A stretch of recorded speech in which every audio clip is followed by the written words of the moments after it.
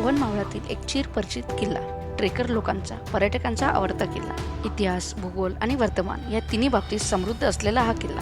उन्हाळा, हिवाळा, पावसाळा या तिन्ही ऋतूत मन मोहून घेणारा हा किल्ला.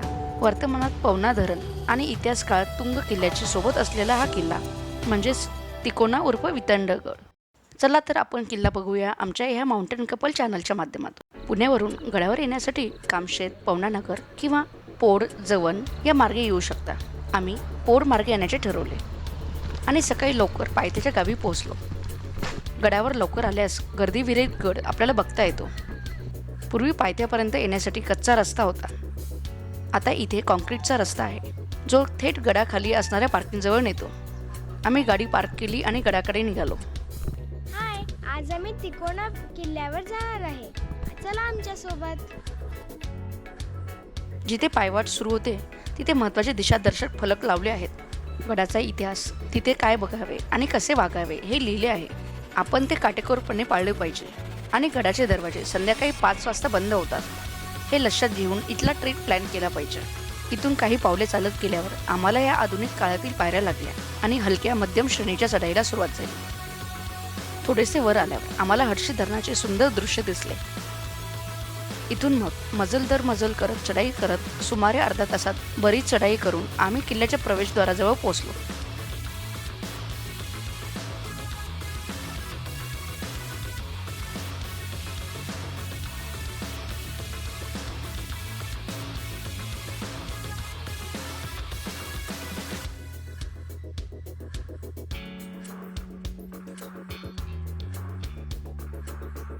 प्रवेश करताच दिसली ही देवळी. त्या काळी इथल्या पहारेकरी आलेल्या सगळ्यांची कसून चौकशी करत असेल.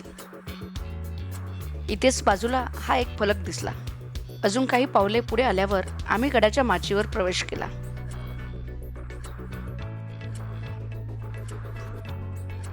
माचीवर आणि आजूबाजूला ढग आणि धुके होते, पण तेवढ्यात सूर्यनारायणाने थोडेसे दर्शन दिले. माचीवर सुरुवातीलाच आम्हाला दिसला हा चपेटीदान मारुती. आम्ही इथे काही काळ थांबलोच होतो, तर आमच्या पाठोपाठ उत्तराखंडवासी असलेले दीपक इथे आले. कामानिमित्त पुण्यात राहणारा मारुतीरायाचा हा भक्त दर्शनाला आणि गड बघायला इथे आला होता. त्याने लगेच दिवाबत्ती करून देवपूजा केली. त्याच्या परवानगीनेच त्याचे हे छोटेसे शूट केले. पहाटेच्या रम्य वातावरणात त्याने लावलेल्या उदबत्तीचा सुवास दरवळला आणि मन अगदी प्रसन्न झाले.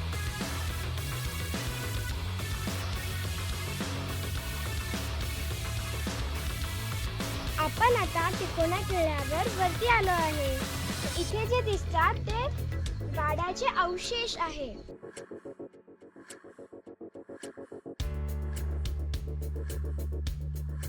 यानंतर आलो ते इथे शेजारीच ही लेणी आणि पाण्याचे टाके आहे. इथे एकूण 5 विहार आहेत आणि त्यापैकी एकात सध्या एक साधू मुक्कामी आहेत. गडावर शिवदुर्ग संवर्धन संस्था यांच्याद्वारे रिस्टोरेशनचे काम चालू आहे. संवर्धनाच्या कामाने गडावर फिरण्यास एक नवीन ऊर्जा मिळते. ही ऊर्जा घेऊनच आम्ही बालेकिल्ल्याकडे निघालो, तर वाटेत दिसला हा सोन्याचा घाणा. जुन्या काळी बांधकामासाठी वापरलेला सोन्याचा घाणा अजूनही इथे सुस्थितीत आहे.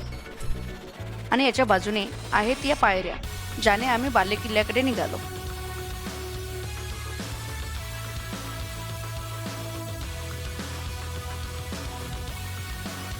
पावसाळ्यात या पायऱ्या निसरड्या होतात, त्यामुळे सुरक्षिततेसाठी इथे दोर लावण्यात आला आहे. या पायऱ्यांच्या उजव्या हाताला ही लेणी आणि पाण्याचे टाके दिसते, पण आत जाण्यास मार्ग नाही.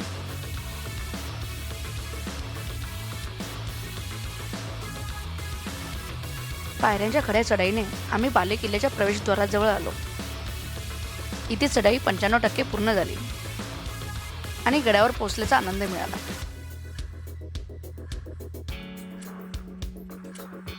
आता इथे निवांत बसून बाजूला असलेली लेणी बघावी की गड माथा गाठावा असा प्रश्न मनात आला, पण आम्ही थेट माथ्याकडे निघालो. त्यापूर्वी इथल्या पायऱ्यांवर एक फोटो काढला आणि क्षणिक विश्रांती घेतली. मग शेवटच्या टप्प्याची चढाई करून पोचलो ते इथल्या गडदेवाच्या मंदिराजवळ, म्हणजेच वितंडेश्वराजवळ.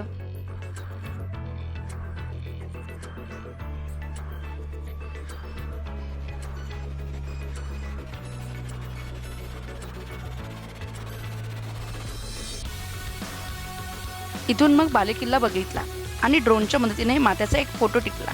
शेवटी एक ग्रुप फोटो घेतला, खाली उतरायला सुरुवात केली.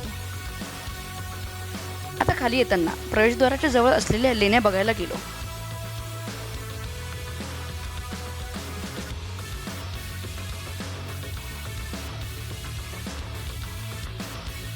इथे एक पाण्याचे टाके आणि एक मोठी लेणी अशी रचना आहे. ती बघून माचेकडे उतरायला लागलो. जवळपास 2 तासात अगदी निवांतरित्या गड बघून झाला. मग हळूहळू खाली येताना आजूबाजूचा प्रदेश निहाळला. पण ढगाच्या चादरीमुळे दूरवर असलेले लोहगड विसापूर विशेष काही दिसले नाही. पण मनात अनेक आठवणी साठवत ट्रेक पूर्ण केला. गड भ्रमंतीवर ब्राह्मीने ही बोलकी प्रतिक्रिया दिली. Hello Brahmi, hello. तुला किल्ला कसा वाटला? किल्ला छान आहे. तिथे मी 2 मंदिरं पाहिले व जुन्या वाड्याचे खूप सारे अवशेष पण होत्या. एक मोठा चुनाचा घाणा पण होता आणि चढायला खूप मजा आली.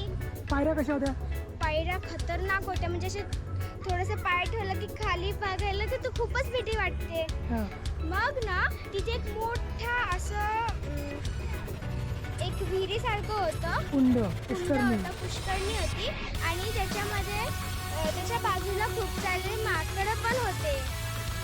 आणि आणि एकदा काय झालं, आम्ही वरती चढलो ना, ते एक माकड आमची बॅग पण आमच्यावर आला आणि आम्ही आधीच एका कुत्र्याला बिस्किट खाऊ घातले होते, म्हणून तो आला असं पळत पळत पळत आणि आम्हाला त्या माकडांपासून वाचवलं. अच्छा, बरं मला सांग, तुला किल्ला पाहून काही इतिहास कळाला का? हां, शिवाजी महाराज व त्यांचे मावळे जे होते ना, ते जे मेकॅनिझम यूज करतात, फॉर एक्झाम्पल ते घाणा जो आहे त्याचा अजूनही तो सेम मेकॅनिझम यूज करतो, पण आपण त्याच्यामध्ये काही चेंजेस केले ज्याने आपल्याला ते यूज करायला खूप इझी होते. आणि तू काय बघितलं? रेस्टोरेशनचं काय बघितलं? रेस्टोरेशनचं काम चालू आहे तिथे, म्हणून तिथे चढायला आणि उतरायला सोपं होते. आणि प्लास्टिकबद्दल काय सांगशील?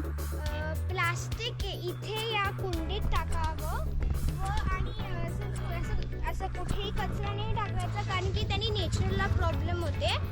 तर माझं काही चुकून एक रॅपर पडला होता खाली, तर आईने म्हटलं उचलून टाकते तिथे, तर मी आता येऊन तिथे टाकते. Very good, thank you. चला आता भेटू पुढच्या ट्रेकिंग.